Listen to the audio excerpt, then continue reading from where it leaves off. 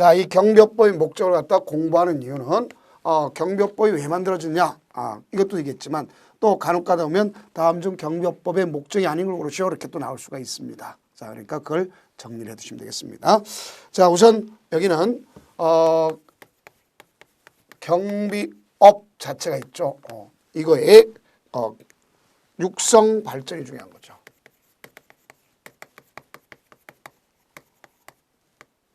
육성과 발전을 중시한 거다. 그럼 이 육성 발전을 가지고 이를 위한 체계적인 관리가 필요하겠죠.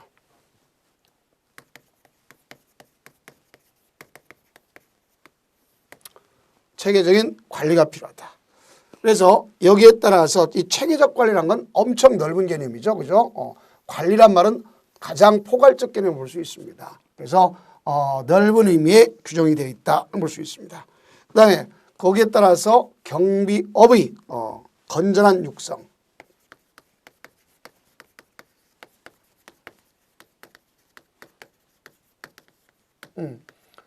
여기 보더라도 경비업의 건전한 육성, 특히 이것도 포괄적 개념으로 볼 수 있겠죠. 건전하다는 것, 그렇죠? 그래서 건전한 육성을 가져오는데 이 건전한 육성뿐만 아니라 건전한 운영, 그게 더 낫겠죠. 앞에 육성이 있기 때문에 운영, 이걸 갖다가 이바지하는 걸 목적으로 한다.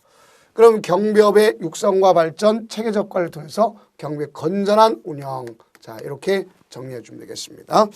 자, 그러면 우리는 이와 같은 경비업법의 목적이면 이 경비업법 가지고, 경비업법은 소위 우리가 봤을 때 법률이죠.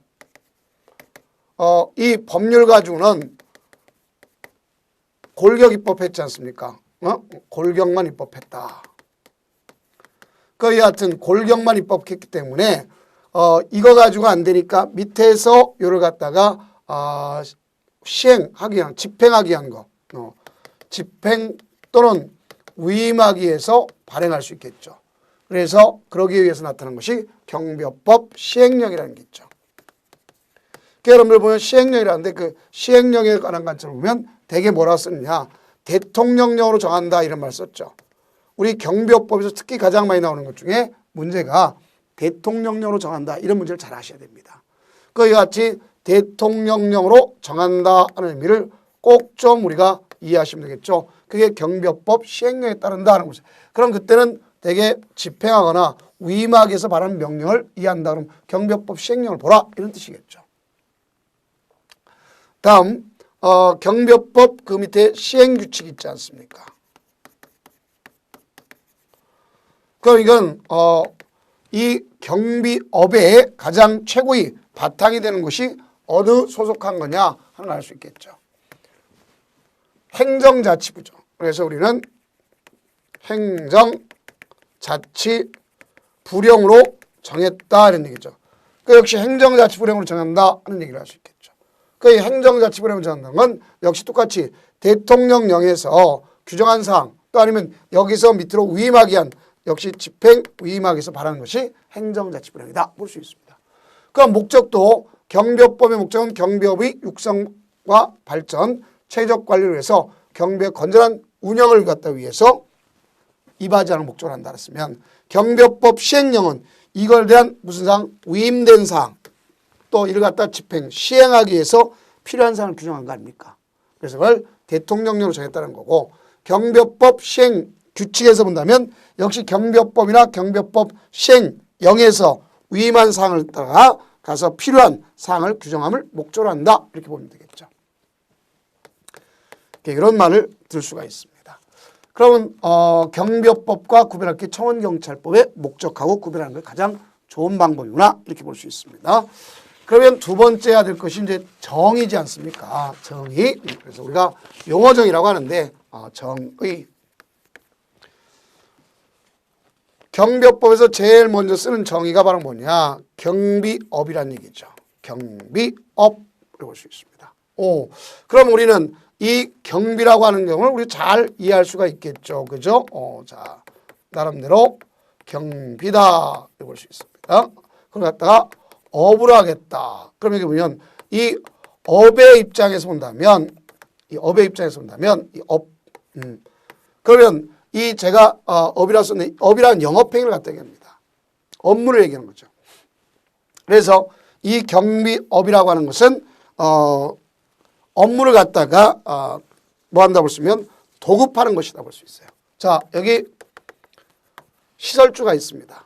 그 경비 대상을 가지고 있는 사람, 경비 대상을 갖다 갖고 있는 사람, 이 사람을 시설주라 하죠. 그래서 시설주와 여기 보면 경비업 허가를 얻은 법인이 있습니다. 그러면 반드시 법인인데, 그럼 이들과 이들 사이에 뭐가 이루어지느냐? 이들과 이들 사이에서 경비대상 경비를 하겠다고 도급 계약을 체결한 겁니다. 계약 중에서 무슨 계약? 도급 계약. 여러분들이 도급이란 말은 일의 완성을 목적으로 하는 거지 않습니까? 보수를 지급하는 거죠. 그 원래 일의 완성을 목적으로 해서 보수를 지급하는 건 여러분 가장 대표적인 사법, 민법의 계약 중의 일종 아닙니까? 근데 그렇다면 경비업법이라는 건 결국 민법보다 특별법적 지위를 갖는구나. 알겠죠? 그래서 그를 위해서 규제한 것이 경비업법이구나 볼 수 있어요. 그래서 민법보다 특별법적 지위에 있는 것이다. 이렇게 생각하시면 되겠습니다. 그럼 여기는 도급계약이다 그랬죠. 도급계약은 위임하고 틀리죠. 이때 도급하는데 그 도급은 전부 할 수도 있고 일부 할 수도 있다. 그 여기서 일부라고 하는 것은 다시 하도급을 하는 것을 이야기하면 되겠습니다. 하도급하는 거. 만약에 이런 경우도 있을 수 있습니다. 여기 기계 경비를 하는 데 있어서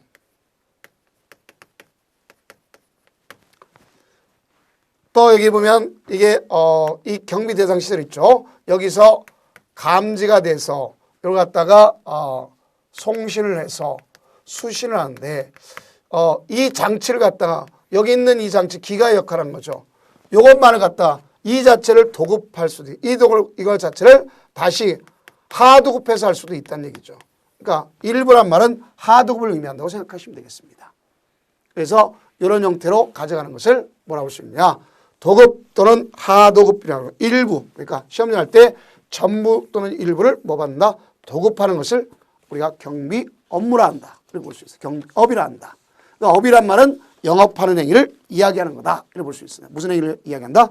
영업하는 내용을 갖다 얘기한다. 그러니까 영업을 한다는 얘기를 잘 좀 여러분들이 이해하시면 되겠습니다.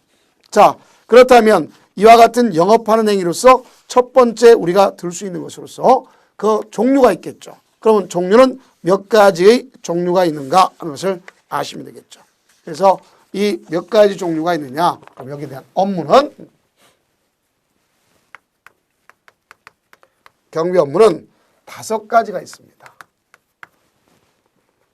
우리는 이 5가지 중에서 특정할 건 특정을 해야 됩니다.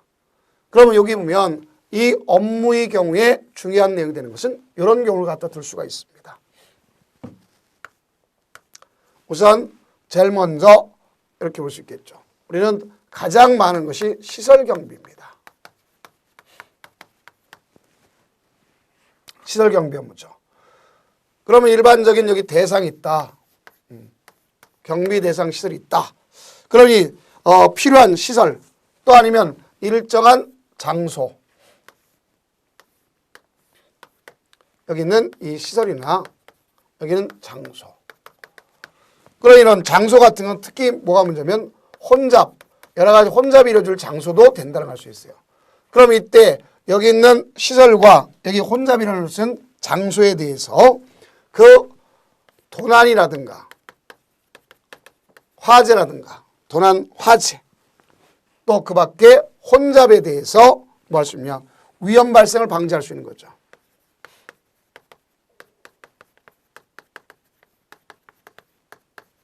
그래서 위험 발생을 방지할 수 있는 것을 뭐라고 볼 수 있냐 시설 경비 업무라고 보시면 되겠습니다. 그 여하튼 시설 경비 업무라고 하는 경우가 여기에 있다고 볼 수 있는데요. 자, 우리가 이제 이런 걸 보도록 해봅시다.